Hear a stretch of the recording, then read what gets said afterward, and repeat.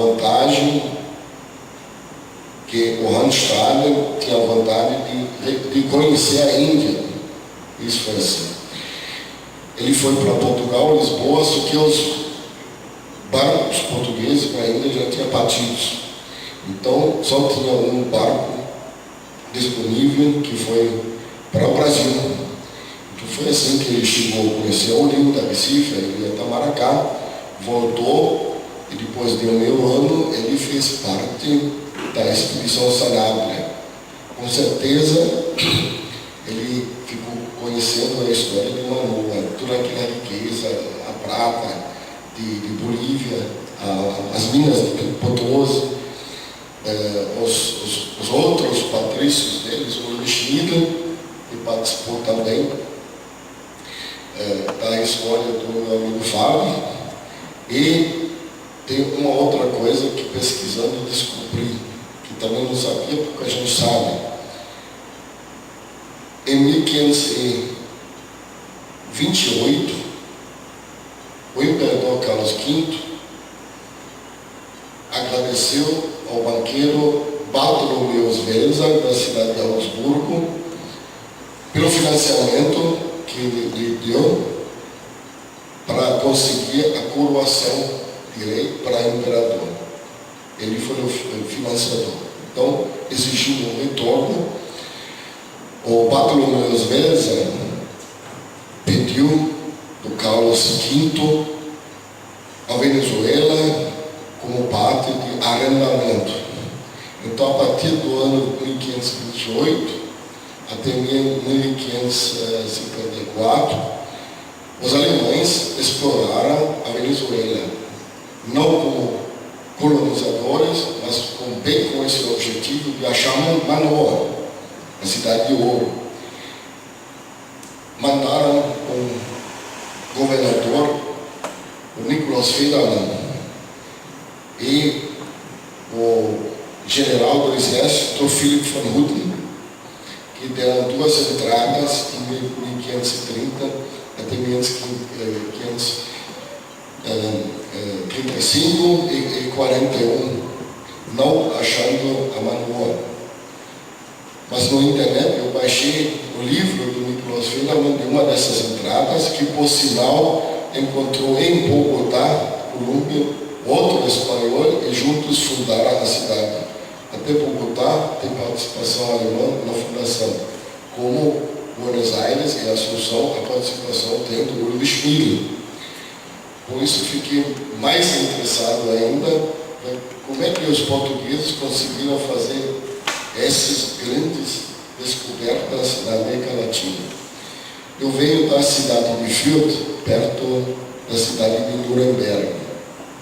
Tem um ilustre homem que fez o primeiro globo e melhorou o astrolábio.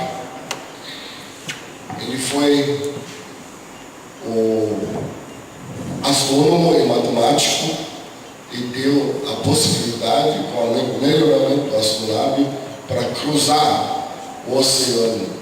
Antes, os desbravadores só se dirigiram da costa da África até a Índia, tomando posição sempre de terra firme. Esse homem chama Martin de Heine. O rei de Portugal foi tão agradecido que fez ele Rita, que é cavaleiro da corte portuguesa. Ele casou com uma mulher portuguesa, eles têm o último descanso na cidade de Lisboa. Então, resumindo, acho que bem interessante sempre aquela ligação Portugal e Alemanha, que sempre trabalharam, pesquisaram lado a lado nessas grandes conquistas. Por quê?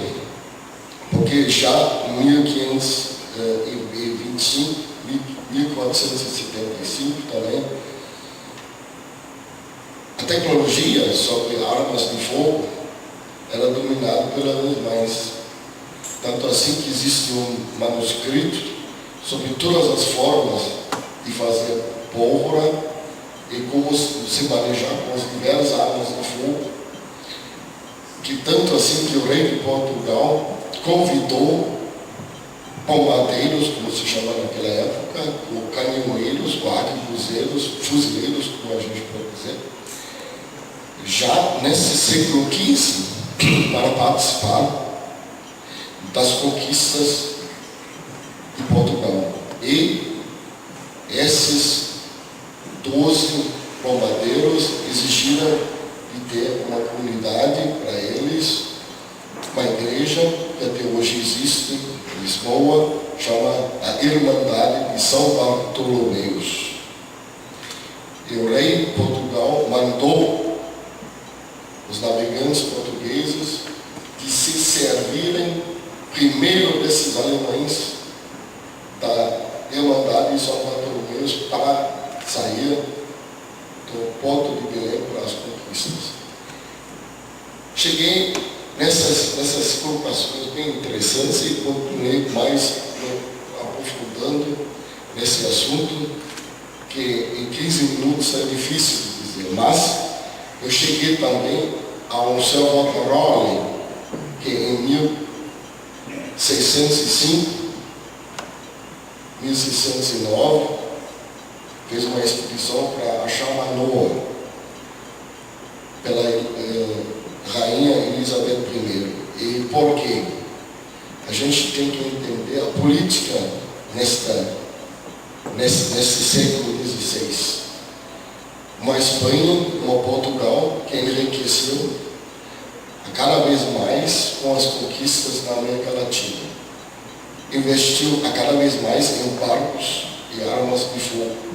Tanto assim que os ingleses se sentiram muito ameaçados.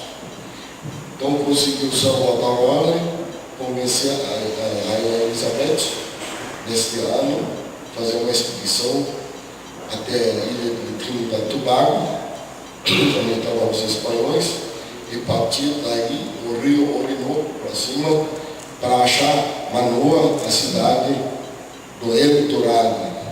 Como foi conhecido, ele não achou, como os outros também não achou. Nem o Eliano também, só descobriu o Amazonas, também não achou a Manoa, a cidade de ouro. Concluindo essa colocação, é a seguinte, que o que a gente tem que entender é o que aconteceu em termos de tecnologia, de ciência, de astronomia, astrologia, de arte, na Europa e no mundo. É uma coisa muito interessante que coloquei dentro de um manuscrito, que com sorte no ano que vem vai ser editado. E o Museu de Wolfhagen, onde tem o Museu de Amsterdã, faz questão de estrear esse livro por essa cidade. Então, talvez o ano que vem já tenham mais informações sobre essa época muito envolvente dos desbravadores alemães que entraram na selva da América Latina e fazia sempre parte, tanto ao lado dos espanhóis quanto dos brasileiros, dessas grandes conquistas que a gente conhece através das colocações dos palestrantes anteriores. Eu agradeço pela atenção e desejo uma boa noite.